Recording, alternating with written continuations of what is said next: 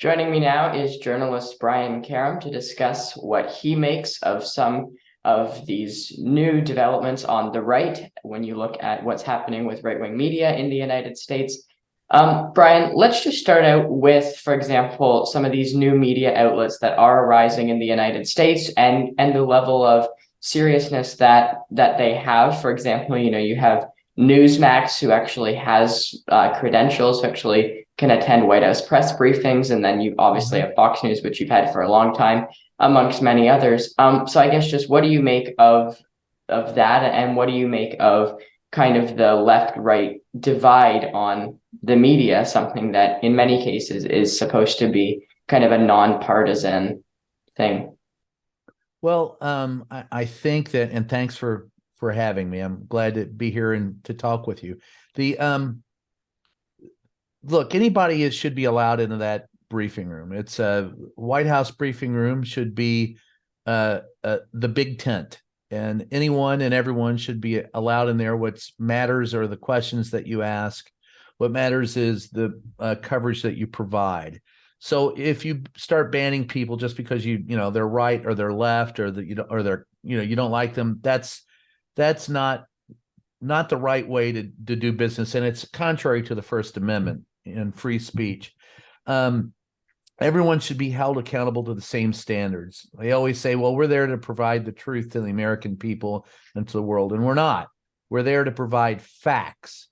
As Indiana Jones said, if you want to find truth, that's two doors down in the philosophy class. What we're there to do is provide vetted facts. It's the language by which we can therefore discern truth. And the problem we have in the press today is that because of how the press is set up, it's all about making money, and people will buy what they want to hear. When you go to the store, you don't buy steak if you don't want it. You buy what you want. So that's or what you can afford, and what you want. And so today's press is too entangled with capitalism, and I'm a fine capitalist. I've written several books. I want you to go out and buy as many copies of them as you can, but that's not how we do journalism. And that's our biggest problem, because there's about 6 companies a day that own about 90% of what you see, read, or hear. And because of that, you're not getting the diversity that you need in a newsroom, or in the White House. So I'm all for everybody attending. I'm also for holding people to the standard of presenting vetted factual information. And you mentioned kind of the facts versus opinions aspect of things. When you look at someone like, say, Donald Trump, the former president, he would repeatedly throughout his administration refuse to accept, news that wasn't favorable to him, calling it fake news regularly. Oh, yes, I ran into him every day. That's what kind of precedent does that set as a president calling a free press fake news? Well, it's horrendous. And it's, hell, I had to fight the guy 3 times in court to keep my press pass. He tried to, Jim Acosta and myself were 2 of the people that were picked on or fought with the most. I think he liked the fight. But you can't call us the enemy of the people. We are the people. You can't call us fake news if you don't like the news. But what he's done, it's a rallying point and a battle cry and a false flag, and it's the words, it's for propaganda that those people use that don't want to accept vetted facts. So they just call you fake media and dismiss you without ever looking at the facts presented and trying to frame the argument as if you have an axe to grind when it is actually they who have the axe to grind. The press needs to frame the argument accurately and present facts, vetted facts, without without the emotion. I have worked and run newspapers and run newsrooms where I've had reporters come up to me and say, well, this is what I think. And I go, I don't care what you think. I barely care what I think. What do you know? What are the vetted facts? If you're working for me, I don't want opinion in my news pieces. And part of the problem in the press today is we've gotten rid of a lot of copy editors and fact checkers because it's cheaper to run a newsroom without them. But unfortunately, you're not a reporter, you're not a journalist if you're just writing an opinion. And all opinions are valid, but you have to, whatever opinion you have is fine, but you need to have those facts checked, and you need to keep opinion out of news articles, and you need to label news articles as news and opinion articles as opinions. And people will remember the various exchanges that you had with Donald Trump. For example, you asked him, would he be willing to accept the results of the 2020 election? He Yes. said, we'll see what happens. That was something that was talked about for a long time and still gets talked about.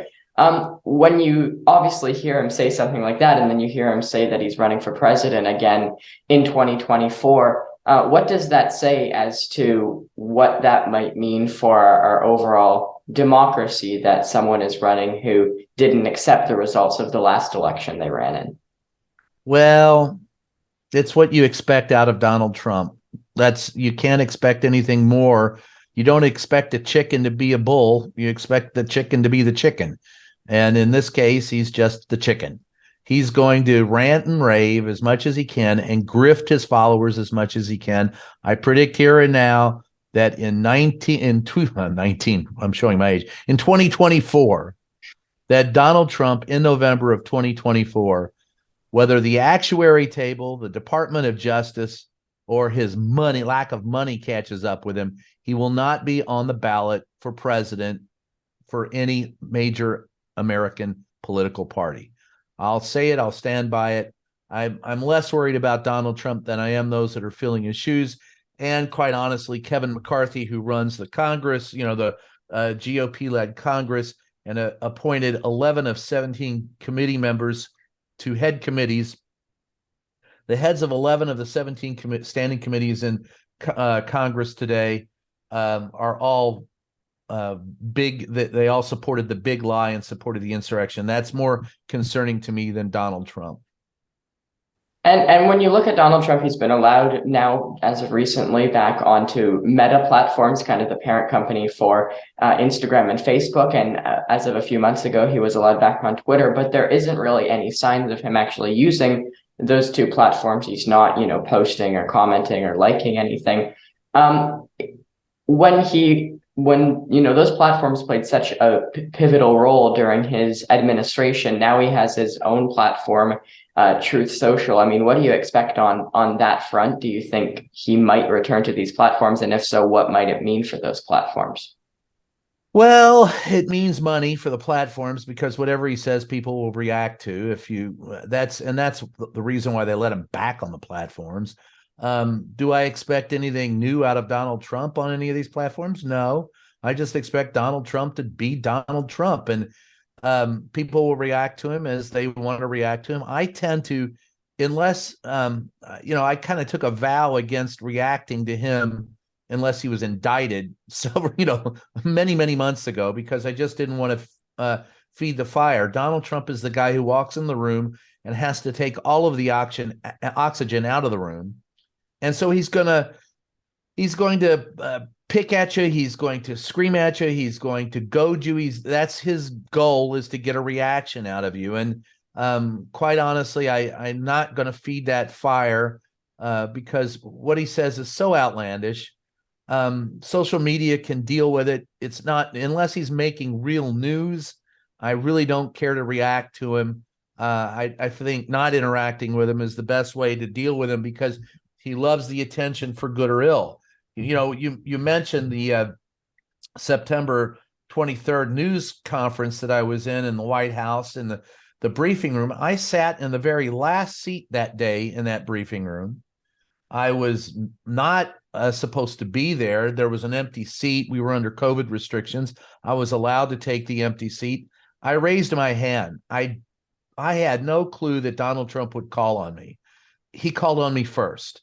He likes the fight. He likes the attention. And he said not only, would he maybe not accept the results of the election, he said if you stopped counting the votes, there wouldn't be a change of power. So he told us the insurrection was on 6 weeks before the election. Donald Trump made news that day. I paid attention to it. But when he wants to rant and rave on social media, whether it's on Meta, Twitter, Google, Yelp, whatever it is, I don't care. And I mean, obviously, there are still those who are loyal to him and who support him Yes. heavily. But there's also those within the Republican Party who are moving away who say that they want a change. There's people like John Bolton, his former national security advisor, who broke with him even during his own administration. Now he said he might be considering a 2024 run. You have various governors in different states. I guess New Hampshire would be an example where Chris Sununu called his speech there disappointing in an interview over the weekend. So what do you make of these people who are kind of drifting away, and what does that mean for the Republican Party? What might the Republican Party be looking for moving forward? That's a good question. The Republican Party is a part of, I say in this country, we have two political parties. One has no heart and one has no head. And the Republican Party has no heart. So if they're going, the Democrats rarely have a head. But if you're going to get ahead in the Republican Party, yeah, it looks like it's breaking up, that Donald Trump is losing his grip on the Republican Party, but it's too little too late for many of them. They cannot disavow the things that they've already done, and many of them supported the insurrection, and many of them supported Donald Trump, and many of them believed Donald Trump. There's a reckoning to be had in this country for both political parties. Neither one of them have built their political bench strength very well. The Democrats at least pretend to care about the Constitution, and the Republicans do not. And there's not one person in the Republican Party that I can name today that has the credibility to be the president, but that doesn't mean that one of them won't be. Okay, Brian Karem, journalist and White House reporter. Thank you so much for your time, Brian. Really appreciate it and great chatting. Sure, glad to help you, Wyatt. Anybody named after my youngest son, I'm glad to help out.